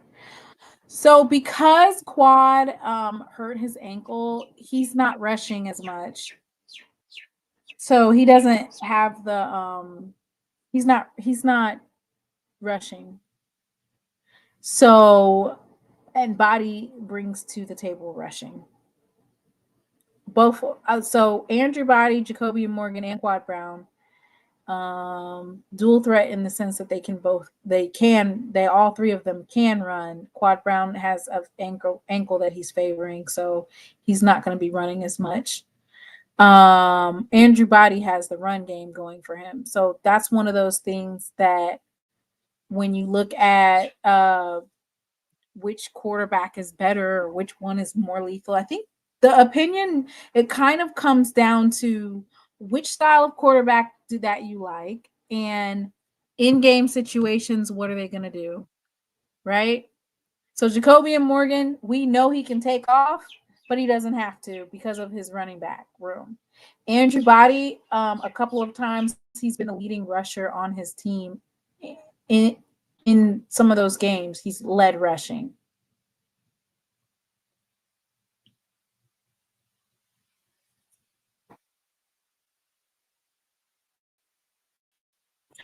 I think people forget the score was 41-21 in 2021 when Body was at Texas Southern, when we had a good defense under Dennis Thurman as well. And we definitely had a dominant defense. So next, okay, so this Thursday, I plan on doing the whole thing where we pick some players. Who y'all picking this week for impact players? Here, I'll give you an example. And y'all tell me who the impact players are for Jackson State this week.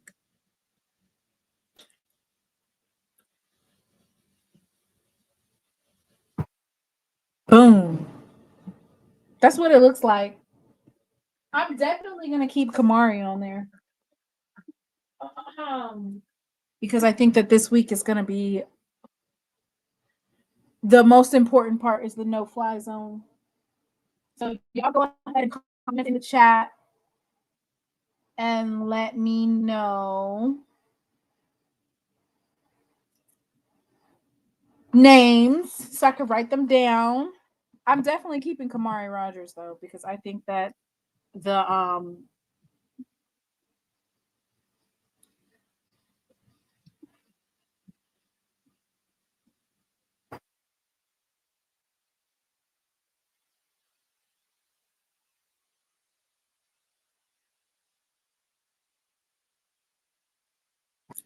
Marcus Dupree grandson.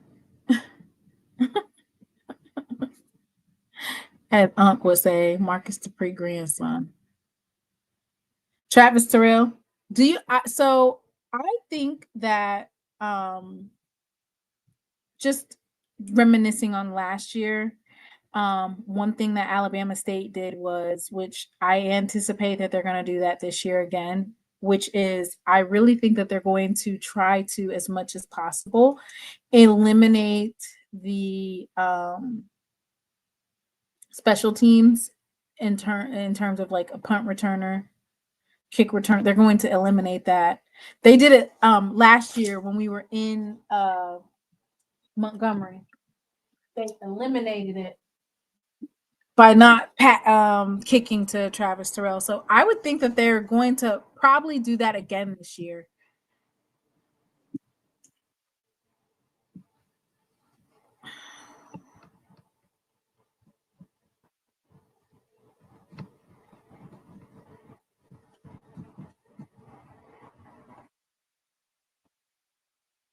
Fortillion is out for right now. Status is unknown. That's what we got Shamar Savage for. Okay, so I have on defense, I have Quincy Ivory, Kamari Rogers. Y'all have a lot of offensive guys. Where's the defense at? So Avis confirmed that they didn't kick to Terrell. They're not going to do that this. They're not going to do that this time either. They're going to try to eliminate as much as possible those types of things. So I don't expect them to kick to Travis Terrell, because as you can see, if you kick him the ball if you want to. Try it if you want to.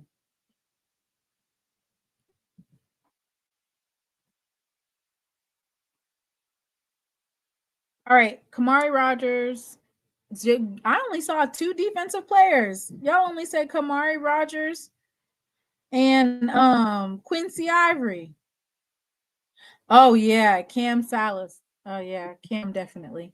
So I was looking for the spy linebacker.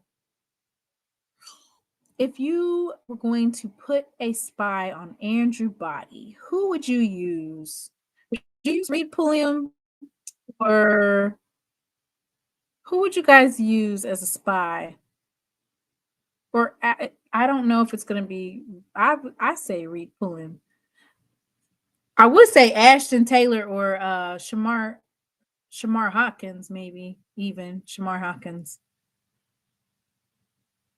Y'all say Pulliam. All right. So when they keep saying that Williams has to make his presence known on the defensive line, I'm trying to figure out what you guys mean by that, because he definitely is collapsing the pocket for the offense. And sometimes, so a prime example of of what happens when you have a dominant edge rusher, or you have dominant players. So an example of that is like James Houston and Aubrey Miller. A situation where James Houston is so, or not even just that, what is it? Keontae Hampton. So you would have dogs on the interior defensive line, but James Houston is so dominant that he's jumping off of the screen. And you're thinking that the defensive line, the interior defensive line, is not dominant, but they are being dominant because they're getting the pocket to collapse.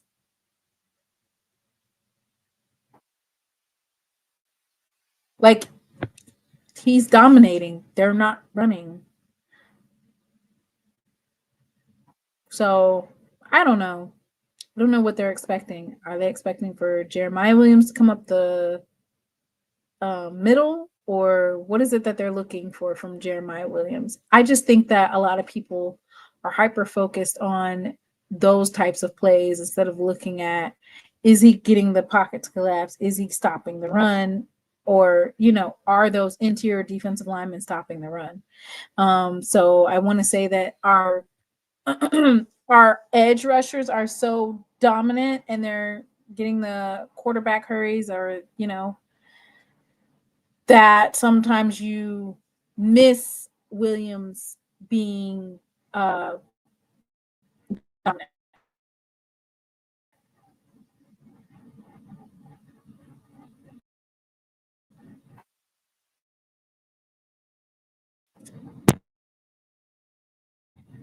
That's the thing. Like, you guys are looking for him to. I want to say you guys are looking for him to dominate, like they're saying, but how is he going to dominate? I don't know. I think he's doing a good job. Maybe that's just me.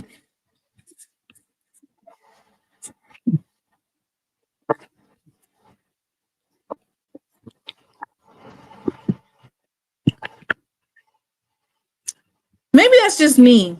I don't know. I feel like he's doing a good job. Maybe we'll ask Unc to look at some of that film and break it down for us about Jeremiah Williams. But anyway, thank you for the input, and happy homecoming.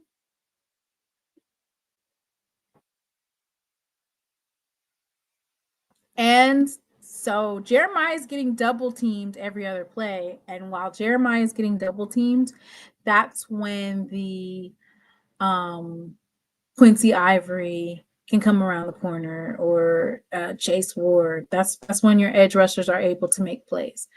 So, you know, they're going to be hyper focused on Jeremiah Williams. And while they're focused on keeping him contained, he's able to, the other folks are able to eat. Same thing that happened with James Houston and Aubrey Miller and Keontae Hampton and a couple of other players that were really dominant, but Houston ended up jumping off of the screen because they weren't containing him.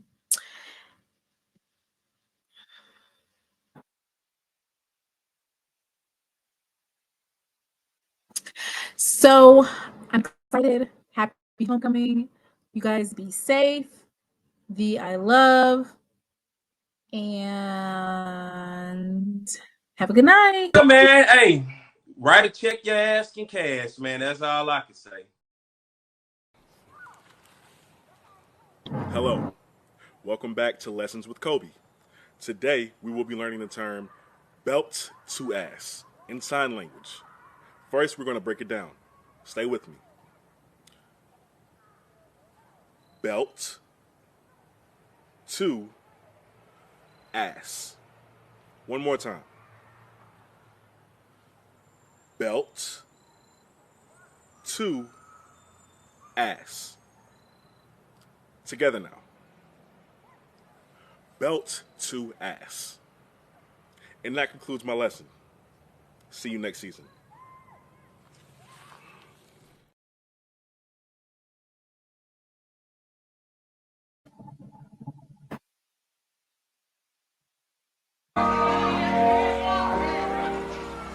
I've had some weary days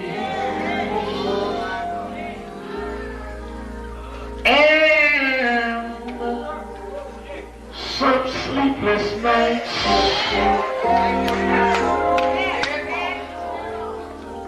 but when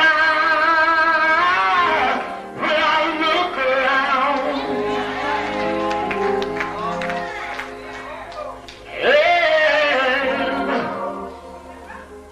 I think things over. All of my good days outweigh my bad days. I won't complain. The clouds hang low.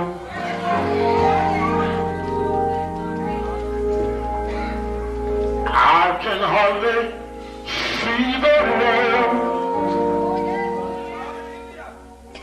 I ask the question, Lord. Lord, why should this day?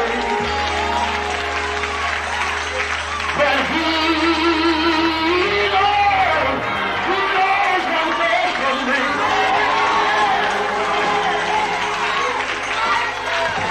Although my weary eyes, they can't see. So I'll just say, thank you, Lord.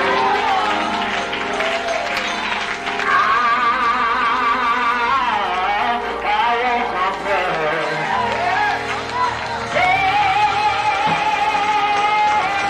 But He is so good to me.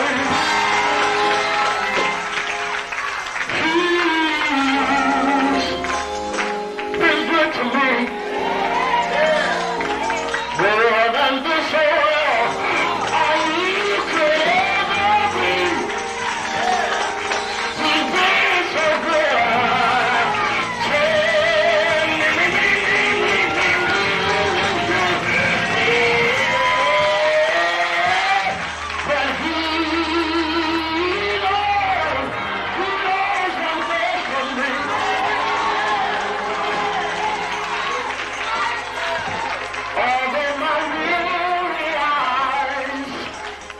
they can't see. So I just say,